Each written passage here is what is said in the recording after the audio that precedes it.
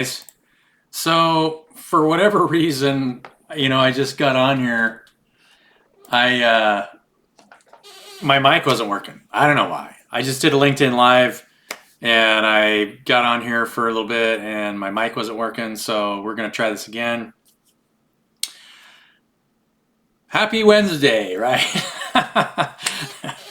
So today I want to talk about energetic attachments. If you guys missed, you guys probably, if you tried to log on, you tried to watch this live video, and I was trying to, everybody just saw me yapping. If you can see me, looks like there's three people there. I'm just curious to see if you heard anything, if you were on here. Anyway, it looks like my mic's working now. I can see that my mic's working. Let me turn it down a little bit. See if that's good. Anyway, energetic attachments. So, the reason that we make sure that we're doing, exercises, we're doing yoga and meditation exercises, the purpose behind those, exercises is to quiet the mind and to really be self-aware, right? Self-awareness is everything. And so when you look at physical reality, you always have some kind of energetic attachment. All of us have these parasites that live in your body, whether it's bacteria in your gut or, you know, skin mites that actually live in your hair follicles and face, and skin, because every time you have dead skin cells, there has to be something there to consume that wasted energy. It's just wasted energy. And so, if you're thinking negatively about like a specific outcome in your life, it's just all wasted energy, right? We are creating this reality. And if you're living in a really negative thought pattern, then you're creating that reality. But there's always a lot of wasted energy there because you're just combating what the universe is trying to tell you, which is that you're creating this reality. You're not a victim. You're actively participating in everything around you. And so, it's different than creating an intent. You can create an intent, but not be attached to any specific outcome. So, meditation and yoga really help to do that.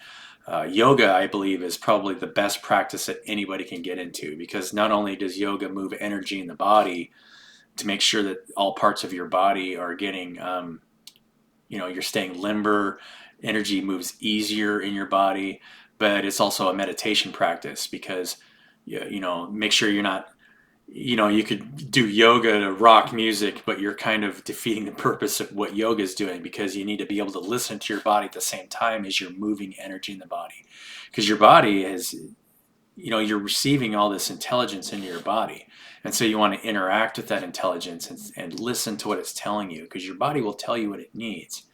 And as long as you're creating that daily practice where I recommend doing yoga first thing when you get up, or some kind of exercise followed by yoga, because yoga is an excellent way to stretch after you do that practice. And at the same time, you don't realize it, but you're getting rid of energetic attachments by doing that. Everything that has a physical component, there is a non-physical component. I had a very spiritual family growing up, so we lived in different church societies, and there are people that intentionally project negative energy to try and create an outcome on other people. And what this does is it makes you susceptible if you have a lot of trauma, especially if you have an out-of-body experience and you have a lot of trauma in your biofield, or a lot of trauma, that it'll invite other parasitic entities that want to draw energy. And the way anybody draws energy is they try to control their environment.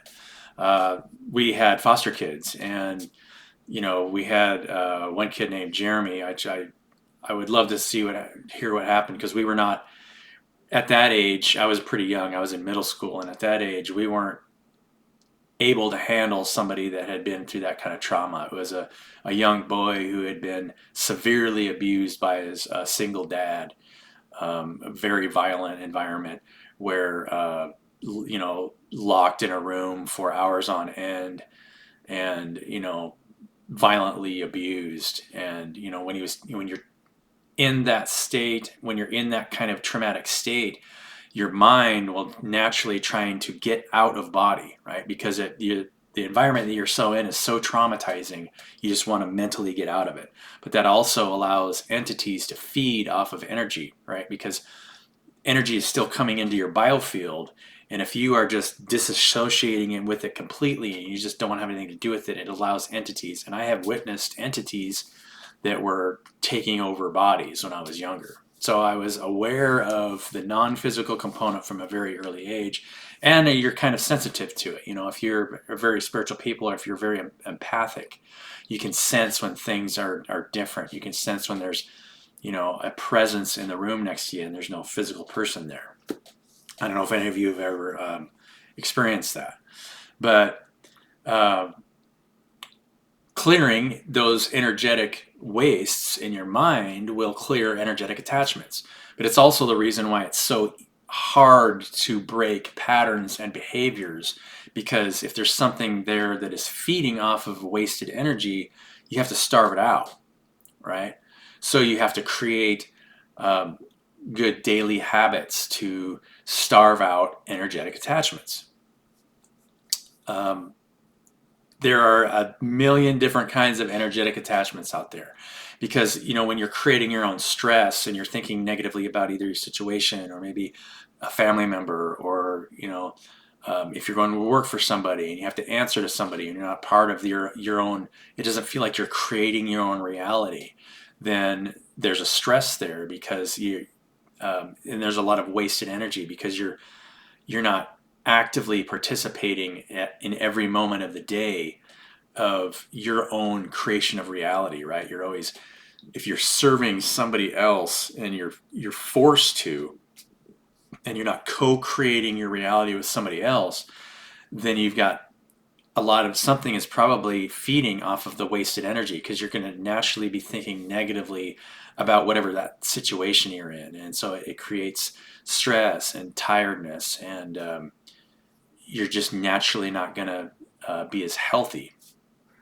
So I recommend that, you know, becoming a hermetist is a very good idea, right? If you can become by yourself and really self-examine and think about any of the thoughts that are coming through you. Usually it's old habit behavior. And sometimes it might not even be your thoughts, right? If somebody's projecting negative thoughts on you, we're living in this unified field of consciousness. So if somebody's projecting negative thoughts to you, then you need to be able to recognize that and transmute that energy. It's just fuel, and understand that those aren't yours. You can turn that into positive energy, right? You're just a big conductor. You're conducting energy and information. I hope this talk was helpful for you guys, you know, because, you know, all of us are creating our own reality, and mastering yourself and getting to a place where you are that self-aware that you start to recognize your own negative thought patterns, and maybe do those negative thought patterns keep happening? Usually it's because there's a non-physical component that's probably feeding off of it. Now you can get into a state where, and I've witnessed this in even close family members, where if you have like a severe trauma that you're going through, let's say it's a divorce, or maybe a family member just died, and if you're looking in the wrong areas, you know, and you're pulling yourself out of body, you can invite some very powerful entities to feed off of your environment, and all of a sudden, people around you will realize you're really acting out of character. And if you witness that, and you witness somebody that's going through that, make sure you help them get out of they're probably going to be in a state of confusion. Help them ground themselves. Say, hey, you need to make sure you're grounding yourself. You know, take a bath. You know, get outside in nature, get into some water, and take some time to reflect. And that process will naturally, you know, drive any kind of entity that's feeding off of wasted energy out of your biofield. So my recommendation to you guys for this Wednesday, we'll call this my tip of the week. I don't know if I'm going to get back on at all this week.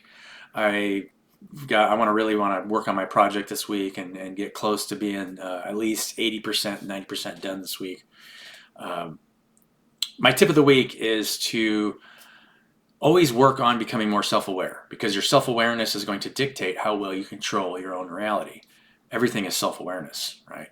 Because you're living in this unified field of consciousness. And when you realize that everything is you, that you can change everything from the inside out. Love you guys. Have a wonderful week.